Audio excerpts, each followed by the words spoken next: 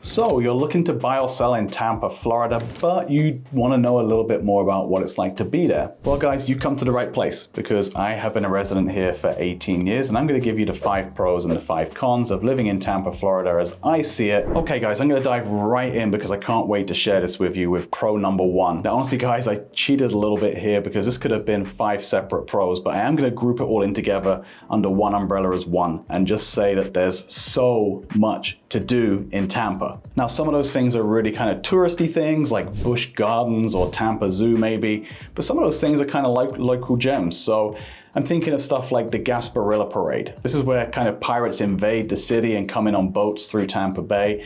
It's kind of like Mardi Gras with pirates, I guess you would say.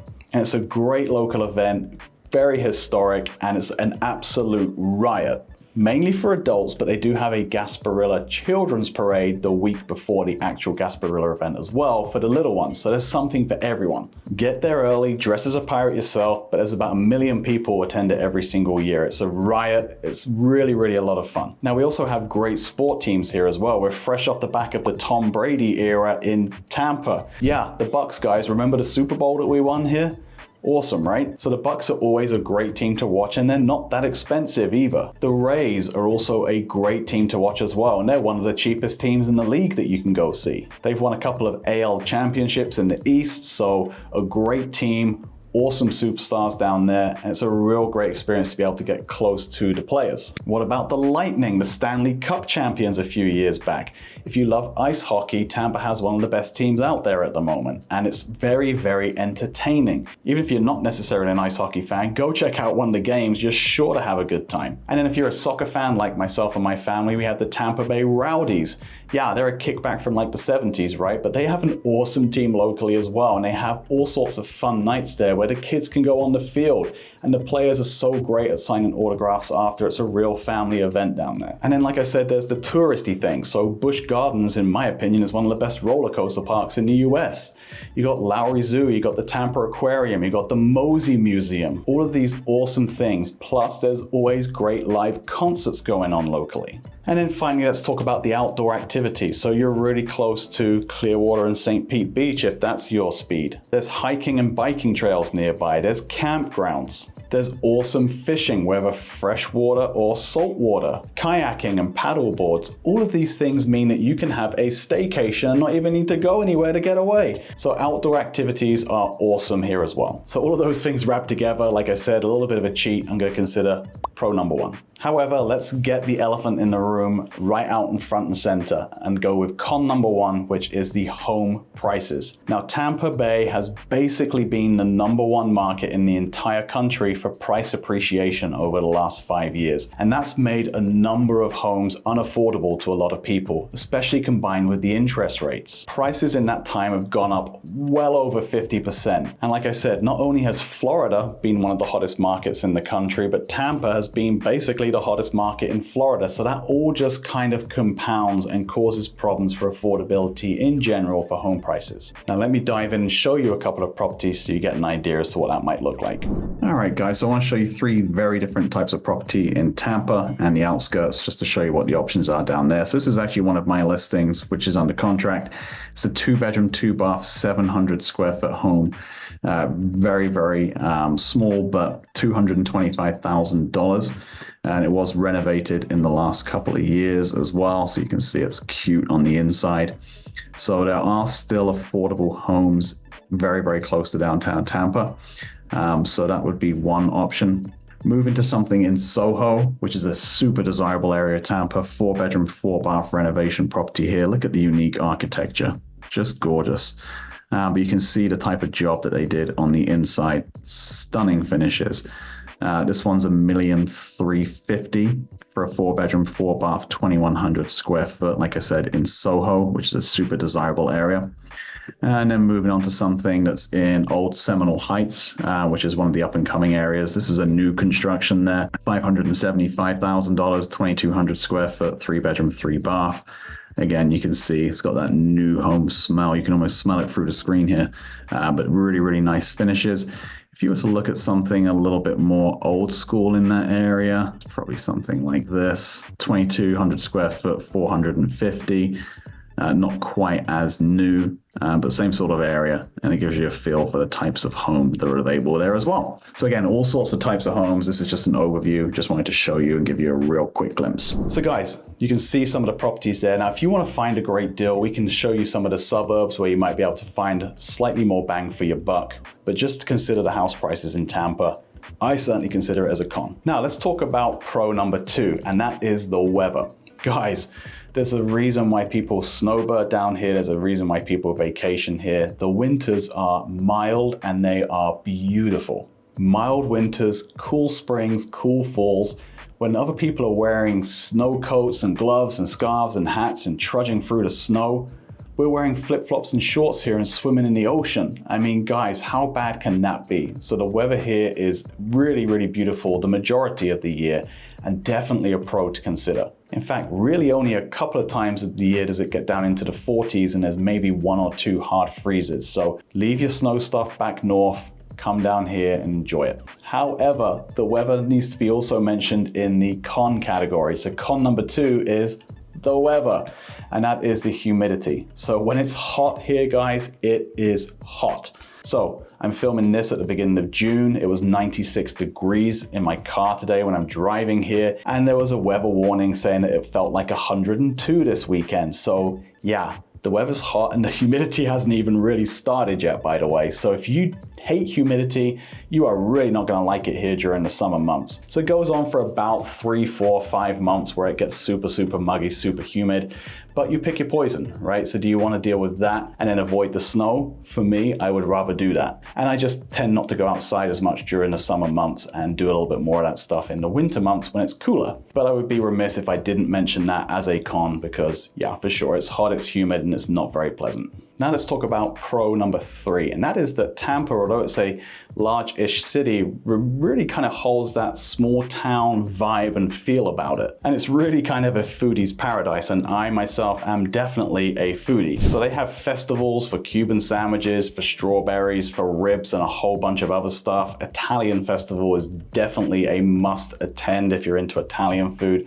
So there's really this whole culture built around food in Tampa, which I love. And the cultural diversity here spills over into the restaurants and into the food trucks as well. So there really is just about every type of food you can imagine, along with some great fusion options. And because we're right on the coast, there's awesome fresh seafood options as well. But one of the things you simply have to try if you're in Tampa is Burns Steakhouse. This place is an absolute institution.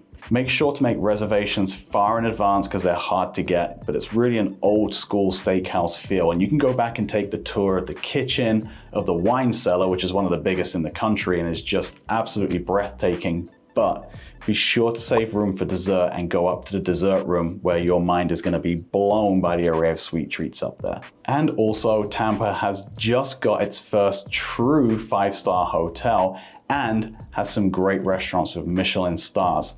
Special shout out to Lilac, which is just a cut above most anything else you're gonna have around here. Now, this is a modern Mediterranean feel to it. It's a Michelin star restaurant, so definitely be sure to check it out if you're a foodie. I think you're gonna love it. But the food scene is one not to be missed, and it's a real pro. Now, con number 3 for Tampa is gonna be the traffic. Now, like any bigger city, of course there's going to be traffic problems, but it just seems like in Tampa especially, something is always under construction and they're rerouting stuff somewhere, and it causes such huge delays. It can be very frustrating trying to get across town to get anywhere. You would think going from one side of town to other in somewhere like Tampa shouldn't be a big deal, but my God, you can feel like Magellan trying to find your way around there sometimes. So yeah, patience is going to be required. Learn to use the back roads and try and stay off of the main highways. So rush hour can be really rough on Kennedy or 275 trying to get into downtown Tampa. However, it's not as bad as somewhere like Orlando, say, where I've spent a lot of time, where traffic there is, in my opinion, twice as bad as it is in Tampa or Miami or some of those other cities. So again, it's going to be relative to what you're used to. But a lot of locals do complain about the traffic in Tampa, mainly born out of the construction issues that are going on there. So just be considering what the impact of that might be in your decision of where you want to live. Okay guys, so hope you're enjoying this video, and as you probably realize, I'm a local real estate expert from the Tampa area. I've been here for 18 years and we help over 200 families a year buy or sell in the area. So if you have any questions at all, if you're looking to make this your next home or move on from here and go somewhere else, whether in the next 9 days or 99 days, reach out to us. It's never too early to start asking questions. I'm not going to take up a whole bunch of time, but you can contact us in the information below. We're real estate nerds, we're local nerds, and we love talking about it. All right, let's get back to the video. Now, pro number 4 is going to be the location in general. So like I said, you're about 10-15 minutes away from St. Pete and Clearwater Beach. This is miles and miles and miles of white sands, constantly and consistently ranked as the best beaches in the entire nation. It's literally the postcards that you see, and it's spectacular. You're also only about an hour from Orlando on I-4, so if you're a Disney nerd and you want to go there, my family had annual passes for a number of years, it's not that far away. You can go watch a space launch over at the Kennedy Space Center. You can go to Cocoa Beach over there. And because you're right close to I-75, you can get pretty much anywhere in the state very conveniently from Tampa. So the location really is fantastic. It's very centrally located, very easily accessible, and very close to a lot of major attractions that might be appealing to you if you decide to live here.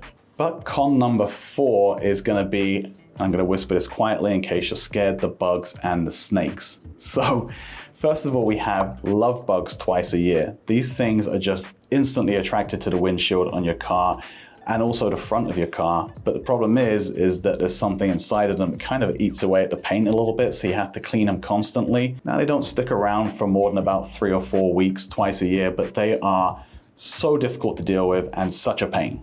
Now, we also have the no-see-ums and the mosquitoes. So if you have juicy skin like I do, they seem to love me.